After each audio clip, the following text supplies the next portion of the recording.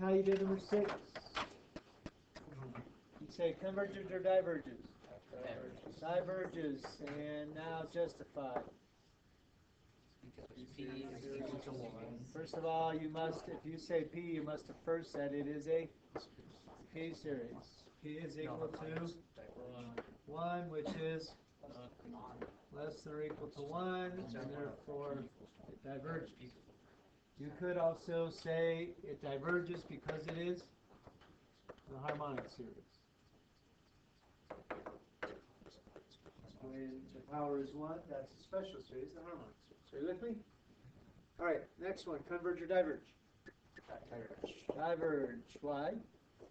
P is less than 1. P series, P equal 1/2 less than 1.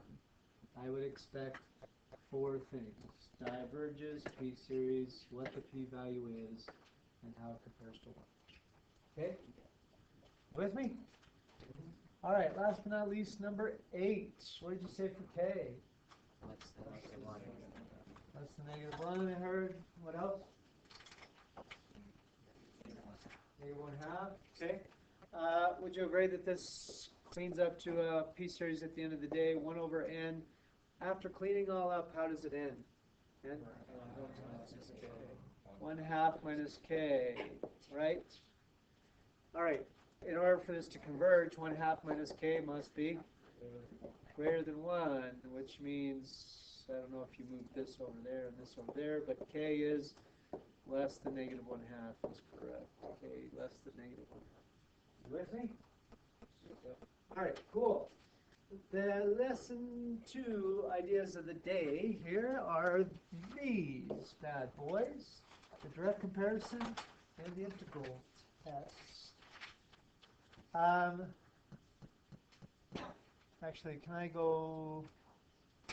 I'll say it later. Okay, so I touched on this yesterday, but I'll say it again. These guys, though they are different math operations, one an integral, one is a sum or a series, they are similar because they are both infinite sums, yes. But they're different because, why? Series is integers or whole numbers, counting numbers, whereas x is anything, all real. Okay? Now, it is important then to note that they behave similarly, but they're not identical, because that is the idea behind the integral test. They don't add to the same thing. What this might add to would be different than what this adds to, but they do converge or diverge in the same way. They either both converge or both diverge. Now, that's the idea behind the integral test. The integral test has conditions. The 3 conditions which you want to get into your noggin are that the function must be continuous, positive, and decreasing in any order. You must meet the conditions first in your work. Otherwise, the integral test is not applicable. So just like L'Hopital or mean value theorem, you show the conditions are met first. But the idea is that if you can show that the integral that's like the series converges, then you can conclude the integral must converge too. Or if you can show the integral that's like the series diverges, then you can conclude the series must diverge too. They behave similar convergence-wise, right? When do you use it? First, if the function is positive, decreasing, and continuous. And second of all, if it can be integrated.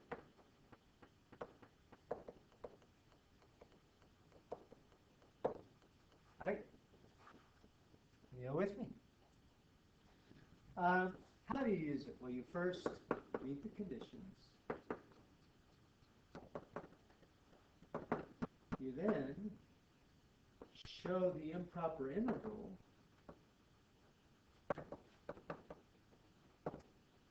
converges or diverges. And then you state your conclusion using the theorem. Conclusion statement. I will explain. That's the idea. It's very much a proof. And it goes. Are you ready? Or I'll give you a minute. All right, that's the squared thing. Okay, so does the series converge or diverge and what? Now look at that first one. I'm going to model the thought process. The first thing you always check is, do the terms go to zero? Do the terms go to zero? Does it even have a chance? Yes, by end behavior, the bottom would win, the terms go to zero. Does that mean the sum goes to zero? No, you're adding stuff that's positive, so it's not going to go to zero. But the terms go to zero, you're adding infinitely many, getting smaller terms, it has a chance. All right, second that I'd say, is it something I know? Is it geometric? It is not. Is it a telescope? It is not. Is it a p-series? It is not. Okay, so that said, it is not anything I know. So then I say, okay, well, maybe there's something else I can do. Well, that's the integral test. First of all, if I say integral test, first of all, is it positive? Are these terms, when n is greater than 1, always positive? Yes, f is positive. Is it decreasing? Do the terms get smaller? We kind of already thought about that when we did the divergence theorem, right? The terms go to 0, right? So it's positive, it's decreasing, and is this continuous? It is continuous. So we can compare to the integral from 1 to infinity of 2x. Now when you integrate, it's x, not n. 1 plus x squared cubed with respect to x. Now we're going to get into that integral and see what happens to that improper integral. Does it converge or diverge? So let's go here. The first step in an improper integral is to make it proper, yeah, which is to say something like that, yay? The question in the last class is, can you skip that step and write it that way first? And I have to think about it. I need to look at a few AP rubrics and make sure if that's okay. I want to save you time, but I also don't want to teach you shortcuts that are bad math. All right, are you with me so far? Okay, integration. What's the technique there you'd use to integrate that bad boy? U sub. What's U? And what's du? So it's all set up pretty, princess. When you integrate u to the negative third, what's the antiderivative? U to the negative 2 over negative 2, yeah? So the antiderivative is negative 2, 1 plus x squared to the negative 2. Do we agree with that? Antiderivative. Are we cool? And we still have the limit as a goes to infinity of that. For somebody giving partial credit would say, okay, antiderivative, check. They got the antiderivative. Now, second part is, this is x squared. Second part is fundamental theorem. Do they know the fundamental theorem? Which is to say, did they put in a?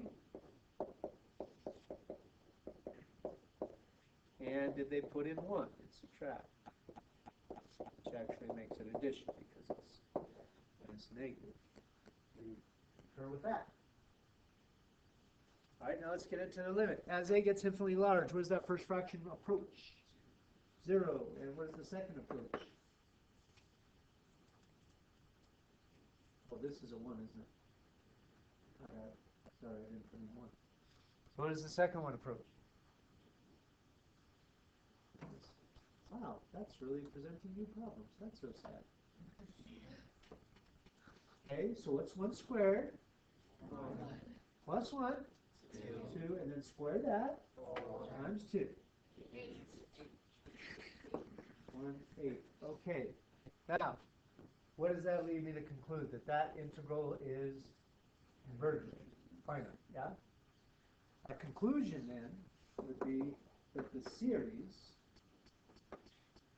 must converge because the integral converges.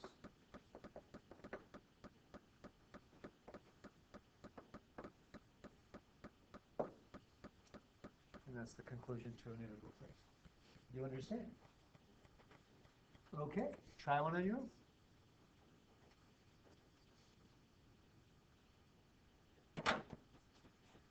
Conditions, integral, conclusion.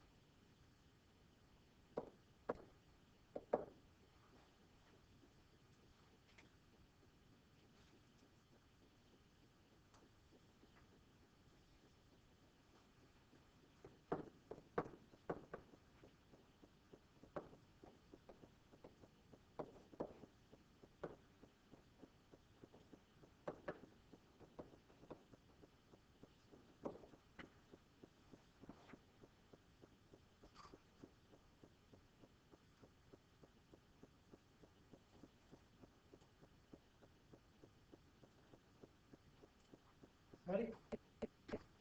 Oui. Talk to me. Oui or no? Oui. There's a little bit of mental use of monkey business in there. Make sure you get the constant or coefficient correct. What is it? 6? 3 halves? You're so smart. Your mom must be so proud of you. No. She's not. As A gets infinitely large, what is the log approach? Infinity minus converging finite is infinite. So what do we conclude about the series? Divergence. Because the integral diverges. All right. That is the nature of the integral test. Do you understand? Okay. Let's go to the DCT, the direct comparison test. Would you please, let's make sure you write a little note or you understand. This is harmonic. This, that's not harmonic. It is not just about the nth power, the coefficient, or the number in there matters. A 4, remember these are sums, okay? And imagine if I had 4 over 1 plus 4 over 2 plus 4 over 3. Don't you agree that 4 is a common factor I can put out front, and there is no reason I couldn't make this 4 times 1 over. It's harmonic, all right? That 4 does not mess that up in that case. That one, that's not harmonic. Adding 4 screws up everything. It's not harmonic anymore. You can't say it's a p-series. It's not a p-series. It's not nothing. You understood? You with me? Okay, now that said, you can still use that. Oh, doggone, it's so close to being a p-series. I know how to do p-series. They're so easy. You can use that, and that's the direct comparison test. Here goes. It's most useful when you get a series that's like a known one, but there's a small difference, usually added or not added, not multiplied. For example, 1 over n squared plus 1. The process that you go through is you say, what is this like? Well, what series is this like that you know? The p series 1 over n squared, right? Just got that small plus 1 difference. You down? Okay. Now your goal is to use a little very it's very intuitive. It's just logic, okay? I think you'll agree that n squared plus 1 is greater than n squared. And if you don't agree with that, I guess I can go to the step before that and say 1 is greater than 0. And then add n squared to both sides. But can we start with n squared plus 1 is greater than n squared? Excellent. All right. We have seen, when we did delta epsilon proof, we saw the mathematical property that 1 over n squared plus 1 then is less than 1 over n squared. When you take reciprocals of positive terms, the opposite holds true. Yeah? Okay?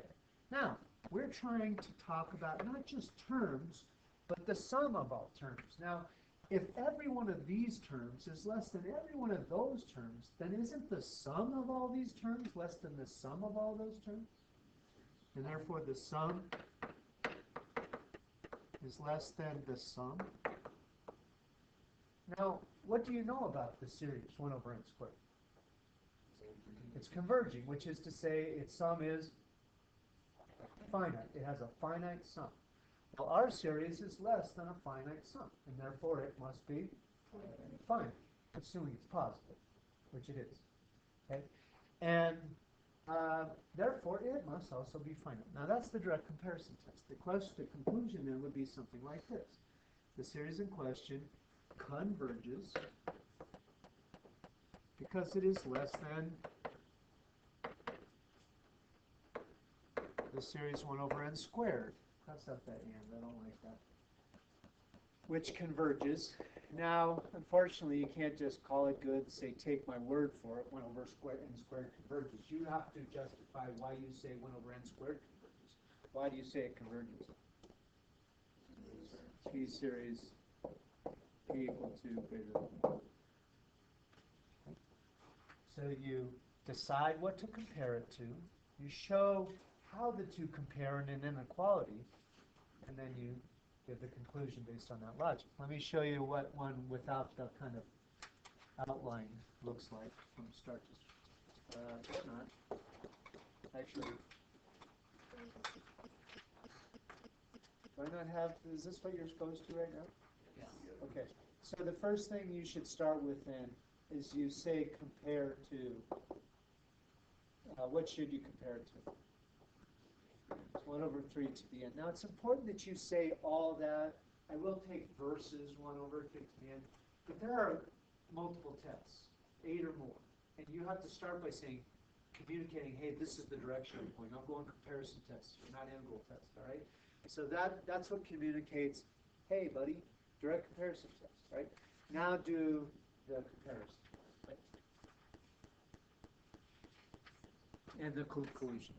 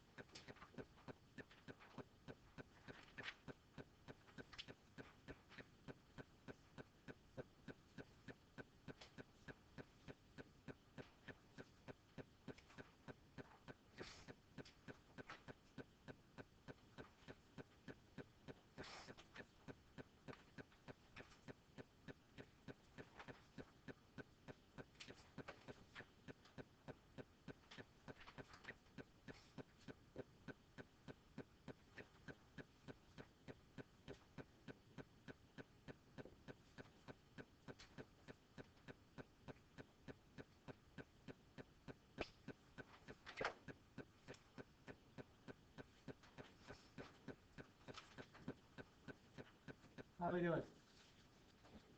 Okay, so what did you do next in your comparison? You started with 3 to the n is less than 3 to the n plus 1, wait. Then you took reciprocals. 1 over 3 to the n is greater than 1 over 3 to the n plus 1, and then you went summation. Yes? The sum of all the terms is greater than the sum of all the terms. Oui. All right, now we know this one here is geometric and finite, and therefore the one they asked about must be less than finite, so converging. So we would say something like the series 1 over 3 to the n plus 1 must converge because it is less than 1 over 3 to the n, which converges. And why do you say it converges?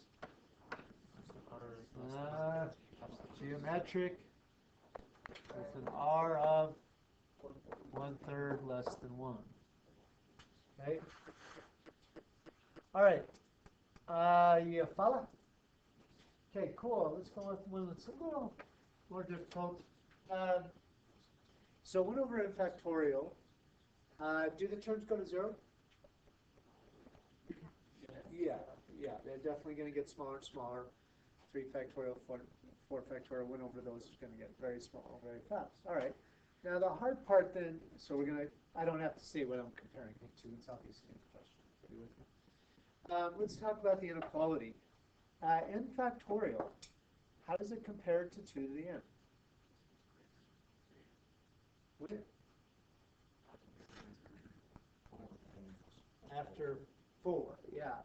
Once you get to 4, 1 factorial is not greater than 2 to the 1. Do you agree? 2 factorial is not greater than 2 to the 2. 3 factorial, which is 6, is not greater than 2 to the 3rd, which is 8. But once you get to 4 factorial, it is greater than 2 to the 4th. Why does that factorial pass? What in the nature of these tests? So it starts, all right, so from here to here, what did this side gain? It gained a factor of 4, but this one gained a factor of 2. So at some point then, you're starting to gain factors that are always greater than always 2 here, and it overcomes. So this, proving this would actually require proof by induction, which we haven't talked about. But for now, we'll just go with factorial overcomes exponential. and say something like then 1 over n factorial is less than 1 over 2 to the n. And therefore this series 1 over n factorial is less than 1 over 2 to the n, and because 1 over 2 to the n converges or diverges? Converges, we can state that the one they ask about must converge. The series 1 over n factorial must converge, and por qué? When you do Spanish, do you abbreviate por qué like PQ, like we do because? Thought I'd make up some Spanish. Okay, so 1 over n must converge because it is less than 1 over 2 to the n, which converges in y, or PQ, because it is geometric with where's 1/2 plus the 1. See? Are you down? Okay, I think we did this one already. Would you change this to cubed? Do cubed. Do that one, please.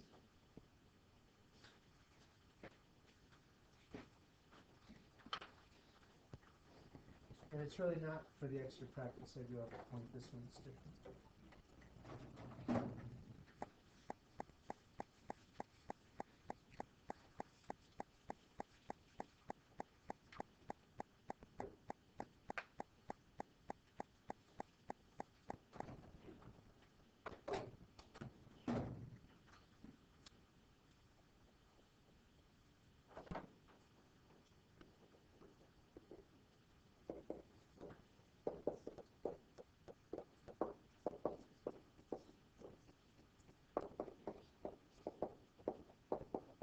How's it working for you?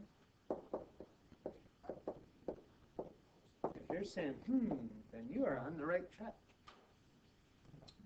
We proved that this is greater than 1 over n cubed, which is finite. So what does that tell me? It's greater than a finite. Could be finite but bigger, but it could also be infinite. So this is a total failure. The direct comparison test fails, and it actually fails half the time. That's a great test. Yeah, usually you use the LCT instead of ECT, but there are some cases where this is good. So it all depends on if it's subtraction or addition and whether it converges or diverges, whether this will all work, right? You with me?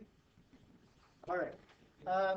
This was proving convergence with the direct comparison test. Let's talk about how divergence goes with the direct comparison test. What is 1 over n minus 1 like? 1 over n. Showing the inequality work, I think you'll agree that n minus 1 is less than n, which means 1 over n minus 1 is greater than 1 over n. And the series 1 over n minus 1 is greater than the series 1 over n. Now I know 1 over n diverges or gets infinitely large, and the one we have is bigger, so it's bigger than infinitely large, so it must be infinitely large. It must diverge also. So we would say the series in question must diverge because it is greater than 1 over n, which diverges, and give me one of two reasons why it diverges. It's the harmonics. I guess you could also do all the peak stuff, but harmonics. With me? Okay, you try one then, please.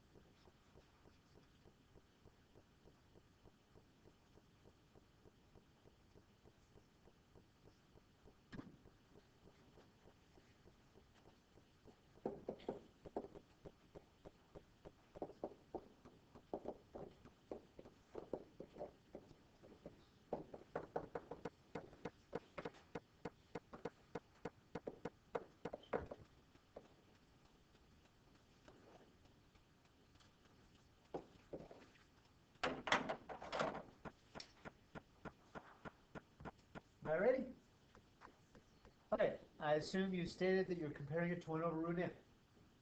And you proved that 1 over root n series is greater than 1 over root n minus 1 series. So your conclusion, read it for me, please. The series 1 over root n minus 1 must diverge because it is greater than 1 over root n, which diverges, and parenthetically say y. You guys astound. You're amazing. All right. Okay, why is no? Yeah, it's less than, this does not work, just write yourself no. Does it work less than infinite is inconclusive. Okay? So, what do? You say, oh, well, screw it, I guess I can't do it. Nope. You say, oh, shoot, I could use the integral test. I can integrate that. Yeah? All right. Here's the deal. Set 127 is due today, but I'm going to take it Monday. The reason is, because the test was too long, the scores are low, and I assume it's because of the time, not because you don't know calculus. So, I am going to give you your test back to make corrections on page 2 only, for half points back. I will explain a few things when everybody gets their test. Yeah, how did the physics test go for you guys?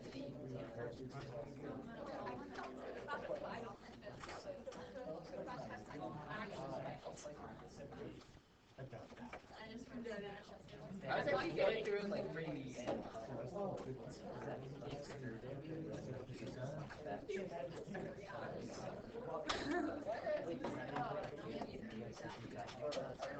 Theoretically.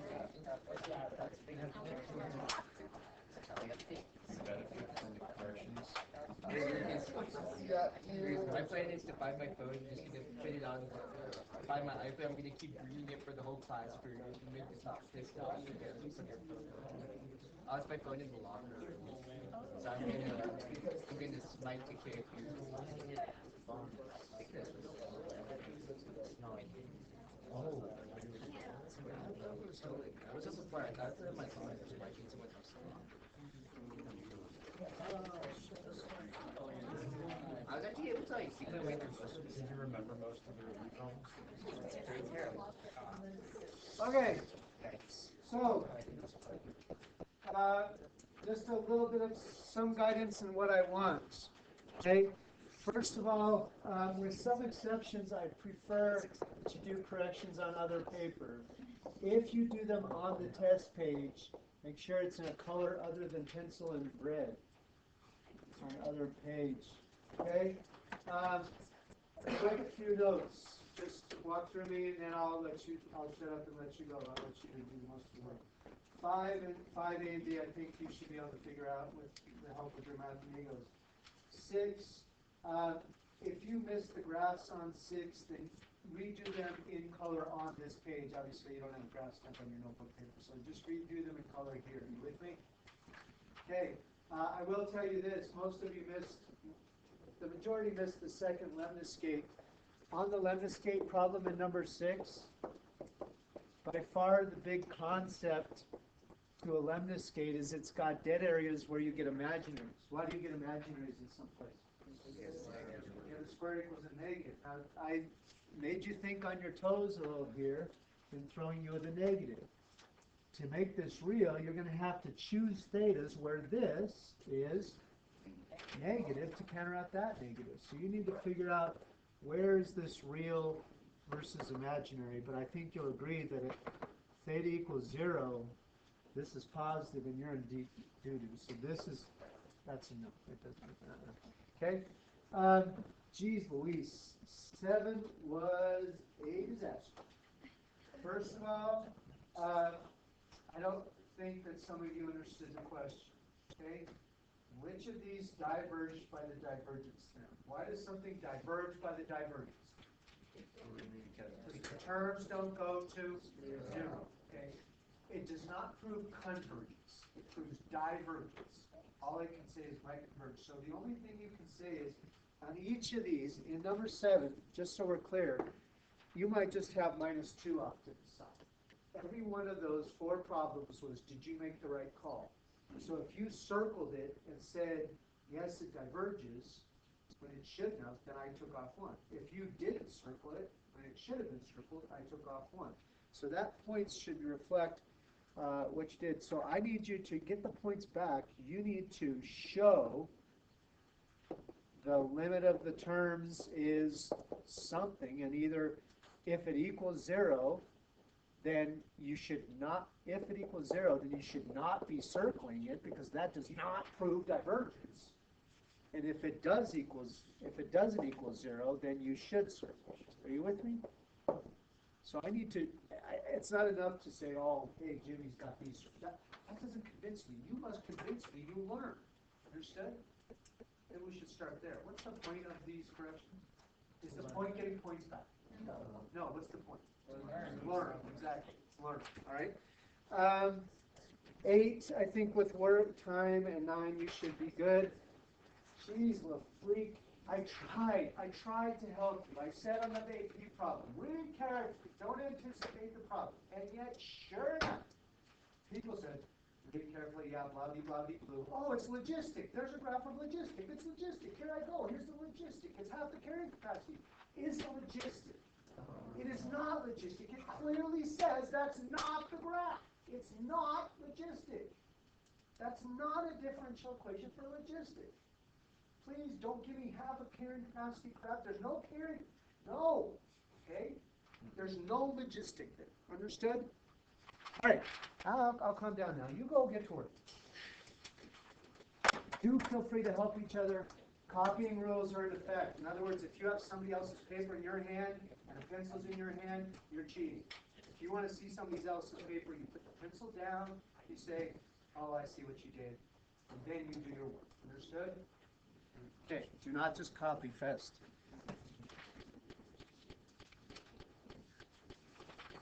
If you need direction about is this good enough, let me know. You get a pencil. Or also, if I made a mistake grading, let me know. Yes, absolutely. You can use your notes, each other. You may not use your phone. I can't use your phone. You don't have it.